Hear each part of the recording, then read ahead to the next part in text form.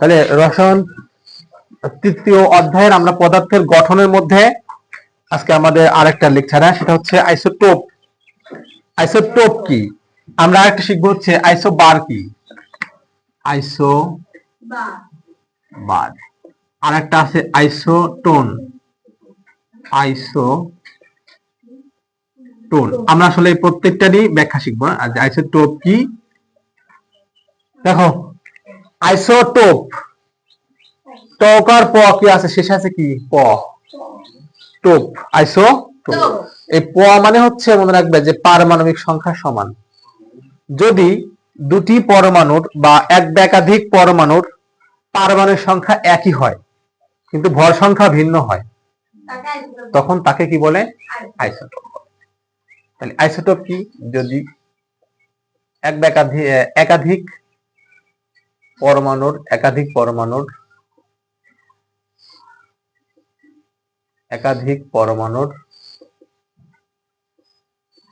পারমাণবিক সংখ্যা সমান। পারমাণবিক সংখ্যা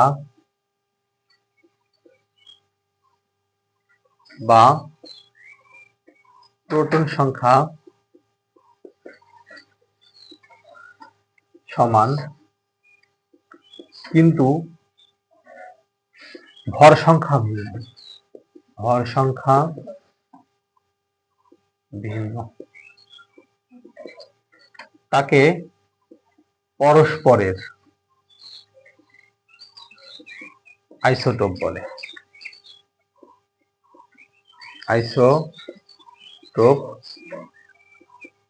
পরস্পরের আইসোটোপ।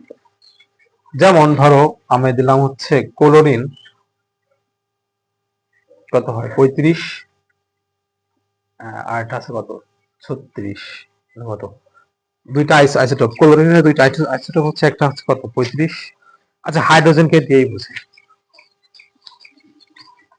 আচ্ছা 35 37, যেমন মনে করো ক্লোরিন 35 একটা, আর হচ্ছে ক্লোরিন 37।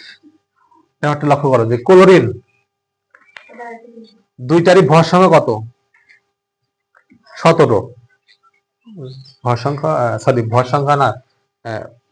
সংখ্যা একটা হচ্ছে 35, একটা হচ্ছে 37। দুইটা ভর সংখ্যা আলাদা কিন্তু পারমাণবিক সংখ্যা এরও 17, এরও 17, দুইজনেরই 17। তাহলে আমি সংজ্ঞা কি বলছি যে একাধিক পরমাণুর পারমাণবিক সংখ্যা বা প্রোটন সংখ্যা সমান কিন্তু ভর সংখ্যা যদি আলাদা হয় তখন আমরা তাকে কি বলবো? পরস্পরের আইসোটোপ বলবো। তাহলে এটা হচ্ছে ক্লোরিনের আইসোটোপ। দেখো দুইটা লিখছি ক্লোরিন, এখানে দুইটারই কিন্তু পারমাণবিক সংখ্যা 17, কিন্তু দেখো ভর সংখ্যা আলাদা, একটা 35 আর একটা, যেহেতু ভর সংখ্যা আলাদা কি বলবো? এই ক্লোরিন পরস্পরের আইসোটোপ। সেম ভাবে ধরো এই 2 নাম্বারটা সংজ্ঞা কি হবে? এখানে র আছে না, র মানে কি? ভর। আমরা ভর চিন্তা করব, অর্থাৎ যে একাধিক পরমাণুর ভর সংখ্যা সমান কিন্তু পারমাণবিক সংখ্যা বা প্রোটন সংখ্যা ভিন্ন, তখন তাকে বলবো আমরা আইসোবার। আর আইসোটোন কখন বলবো? যখন দেখবো যে দুইটা পরমাণুর মধ্যে নিউটন সংখ্যা সমান কিন্তু ভর সংখ্যা ভিন্ন, তখন তাকে বলবো আমরা আইসোটোন। দন্ত না থাকলে কি বলবো? নিউটন সংখ্যা সমান। আর এই র থাকলে বলবো কি?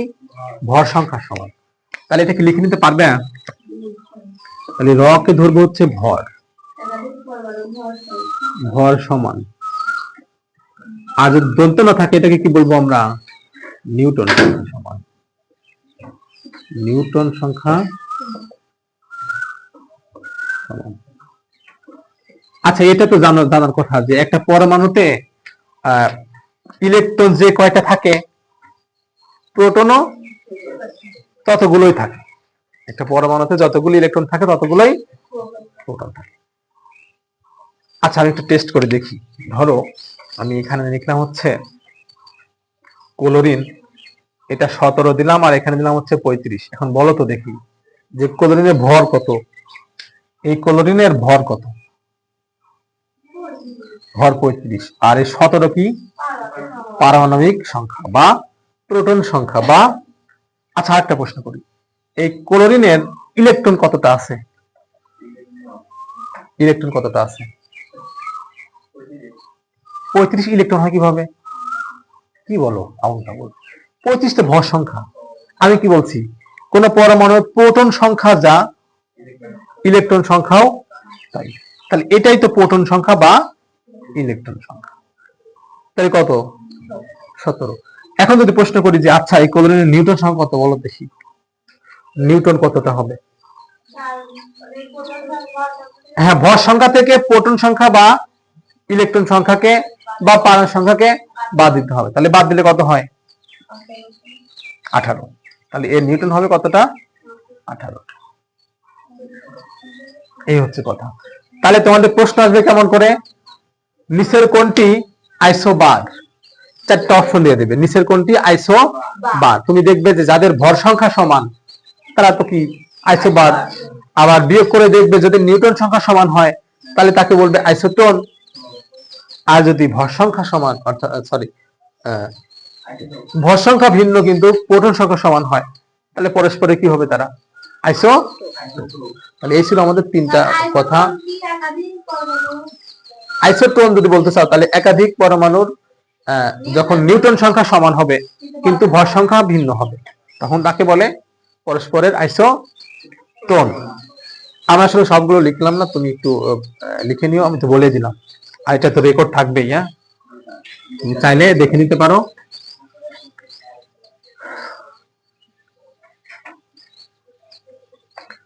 এখন আমরা শিখাবো হচ্ছে আপেক্ষিক পারমাণবিক ভর। আপেক্ষিক পারমাণবিক ভর জিনিসটা কি, এর ব্যাখ্যা কি, আমরা কিছু অঙ্কের মাধ্যমে এটা শিখব। দেখো তাহলে আপেক্ষিক পারমাণবিক ভর জিনিসটা কি।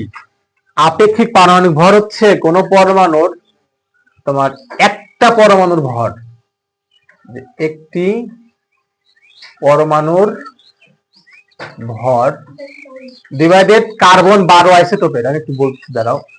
কার্বন 12 আইসোটোপের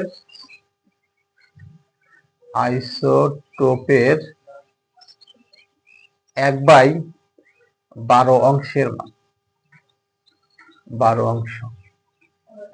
তাহলে যদি কখনো প্রশ্ন আসে যে আপেক্ষিক পারমাণবিক ভর কি জিনিস, তাহলে তুমি এরকম লিখবে যে আপেক্ষিক পারমাণবিক ভর হলো পরমাণুর, একটি পরমাণুর ভর এবং কার্বন 12 আইসোটোপের 1/12 অংশের অনুপাতকেই আপেক্ষিক পারমাণবিক ভর বলে। তাহলে কোন পরমাণুর আপেক্ষিক পারমাণবিক ভর বলতে বোঝায় একটি পরমাণুর ভর এবং কার্বন 12 আইসোটোপের 1/12 অংশের অনুপাত। এটা যেহেতু ভাগ, এই ভাগকে আমরা বলি হচ্ছে অনুপাত। তাহলে আমাদের এটা কিন্তু সূত্র, আপেক্ষিক পারমাণবিক ভরের সূত্র। আমরা সূত্র থেকেই এটাকে সংজ্ঞায়িত করব এরকম যে কোন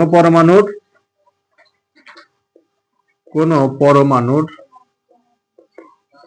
আপেক্ষিক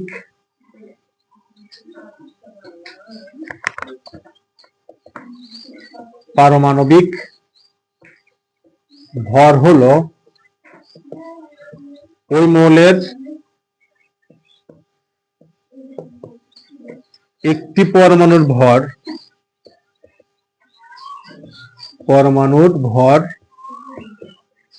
ও কার্বন 12 আইসোটোপের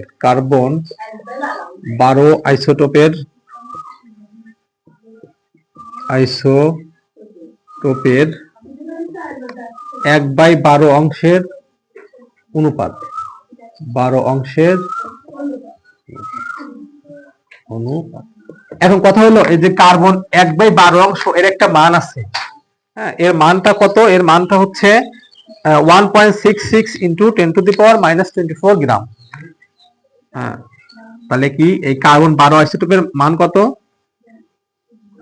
1.66 × 10⁻⁻24 গ্রাম।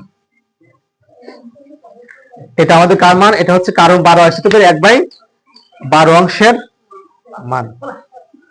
এখন কথা হচ্ছে একটা অঙ্ক করে দেওয়া আছে 52 পেজে। হ্যাঁ, কি বলা আছে যে অ্যালুমিনিয়ামের একটা পরমাণুর ভর দেওয়া আছে 4.482 ইনটু 10 টু দি পাওয়ার -23 গ্রাম হলে অ্যালুমিনিয়ামের আপেক্ষিক পারমাণবিক ভর নির্ণয় করো। তাহলে অ্যালুমিনিয়ামের আমরা ওইটা অঙ্কটা এই সূত্র দিয়ে করলে পরে আরামসে সমাধান করতে পারবো। হ্যাঁ, ওটা করেই দেওয়া আছে তোমাদের, এটা আসলে একটু বোঝার চেষ্টা করবে। এরপরে আছে হচ্ছে আমরা শিখাবো পরবর্তী পাঠে আইসোটোপের হার থেকে মৌলের আপেক্ষিক পারমাণবিক ভর কিভাবে বের করে সেটা শিখাবো। এরপরে টপিকে আমরা হচ্ছে আপেক্ষিক পারমাণবিক ভর থেকে আপেক্ষিক আণবিক ভর শিখাবো, অর্থাৎ কিভাবে আণবিক ভর নির্ণয় করতে হয় সেটা। এবং তারপরে আমরা আসলে কিছু তেজস্ক্রিয় আইসোটোপ সম্পর্কে বলে তাদের ব্যবহার বলে এই অধ্যায়টা আমরা শেষ করে দেবো। চিকিৎসা ক্ষেত্রে কিছু ব্যবহার করা হয়, তারপরে তোমার কি কৃষি ক্ষেত্রে ব্যবহার করা হয়, বর্তমানে বিদ্যুৎ উৎপাদনের জন্য সব থেকে জনপ্রিয় কিছু পদ্ধতি আছে, যেমন পারমাণবিক বিদ্যুৎ কেন্দ্রের মতো জনপ্রিয় কিছু প্রতিষ্ঠানে, ওইগুলো আমরা সম্পর্কে বলে অধ্যায়টা শেষ করে দেবো।